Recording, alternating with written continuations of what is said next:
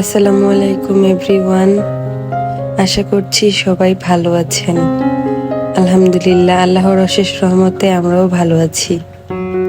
স্বাগতম জানাচ্ছি আমার আরও একটি নতুন ব্লগ ভিডিওতে।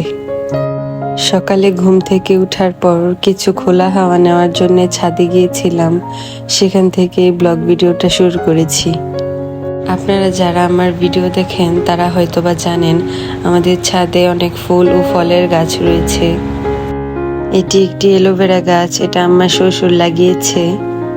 এর ঔষধি গুণাগুণ অনেক। বাগানের ফুটন্ত ফুল দেখে মনটা ফুরফুরে হয়ে যায়, দিনের শুরুটা ভালো হয়।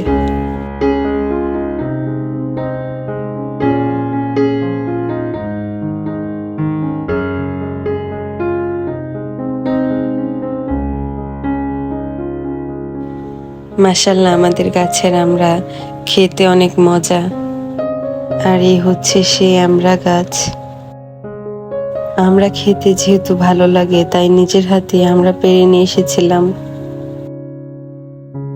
তারপর ছাদ থেকে আমি চলে এসেছিলাম। সকলের জন্য সকালের নাস্তা তৈরি করতে হবে। আজকে আমার রুটি গোল হওয়ার পিছনে রহস্য হচ্ছে, আজকে আমার শাশুড়ি মা রুটিগুলো বেলে দিয়েছিল। একে একে করে আমি সবগুলো রুটি ভেজে নিচ্ছিলাম, আর আজকের রুটি অনেক ভালো ফুলেছিল।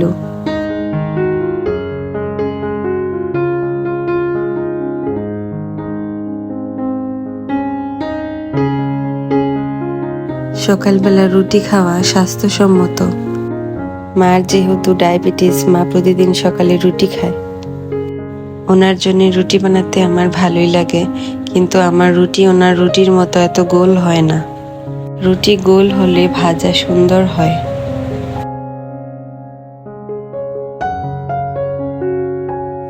তারপর আমি এই রুটির সাথে খাওয়ার জন্য ডাল ভুনা করে নিচ্ছিলাম।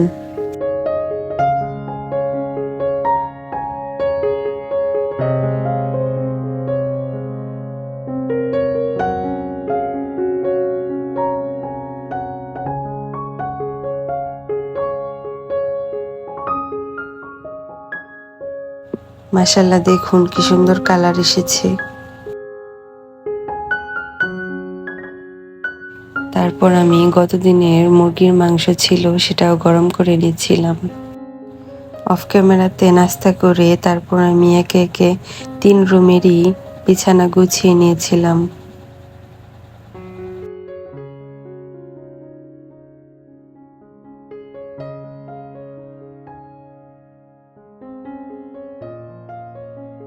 বিছানা গোছানো থাকলে পুরো রুমটা পরিপাটি মনে হয়।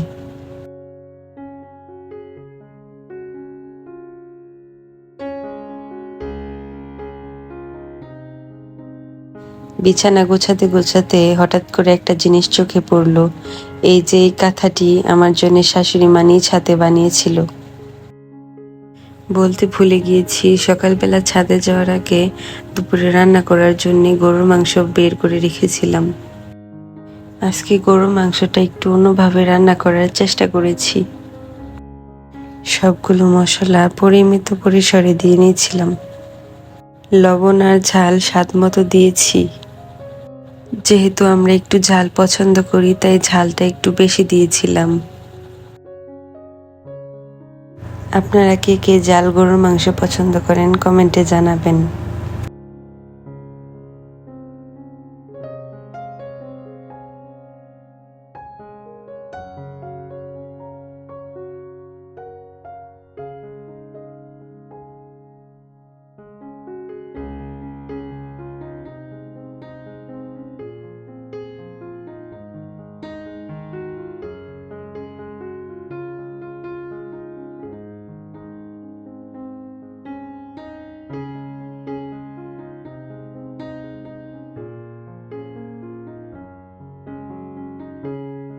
আদা, রসুন এবং পেঁয়াজ আমি ব্লেন্ডারে পেস্ট করে রেখেছিলাম আগে থেকেই।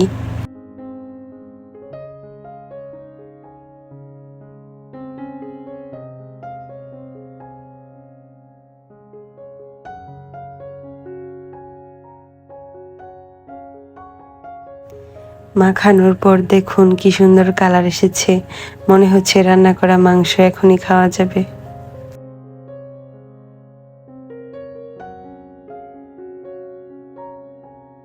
দেখুন কষানোর পর কি সুন্দর কালার এসেছে। হঠাৎ আজকে ইচ্ছে হলো মাংসের সাথে পোলাও খাবো। আজকে আমি প্রথমবারের মতো একা একা পোলাও রান্না করেছি।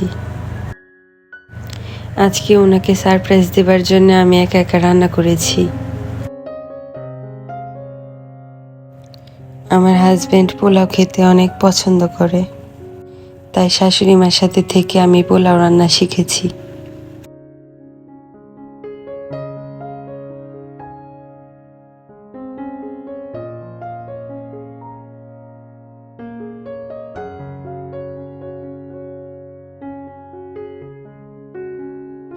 রান্নাটা আসলে ধৈর্যের ব্যাপার। যত্ন নিয়ে ভালোবেসে রান্না করলে সব রান্নাই আল্লাহর রহমতে অনেক মজা হয়। পোলাওর চালটা সিদ্ধ হওয়ার জন্য পানি দেওয়ার পর ঢাকনা দিয়ে ঢেকে দিচ্ছিলাম।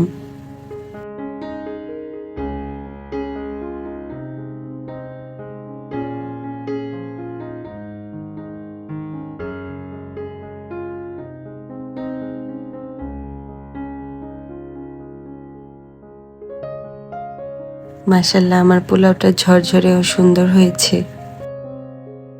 এরপর ইনার জন্য সলিড ফুড হিসেবে মুরগির মাংস রান্না করছিলাম। যেহেতু ইনা সলিড ফুড শুরু করেছে বেশি দিন হয়নি, তাই তার রান্নায় বাটার ব্যবহার করতে চেষ্টা করি, আর মশলাও একটু কম দেওয়ার চেষ্টা করি। পোলাও মাংসের সাথে মিক্সড সালাদ না হলে কি খাবার জমে। যারা এতক্ষণ পর্যন্ত আমার ভিডিওটির সাথে ছিলেন তাদেরকে অসংখ্য ধন্যবাদ। যদি ভিডিওটি একটু ভালো লেগে থাকে তাহলে ভিডিওতে একটা লাইক করুন, আর এরকম আরও ভিডিও পেতে চ্যানেলটি সাবস্ক্রাইব করুন ও বেল আইকনটি বাজিয়ে দিন। সকলে সুস্বাস্থ্য কামনা করে ভিডিওটি এখানেই শেষ করছি। আবারও দেখা হবে নতুন একটি ভিডিওতে। আসসালামু আলাইকুম।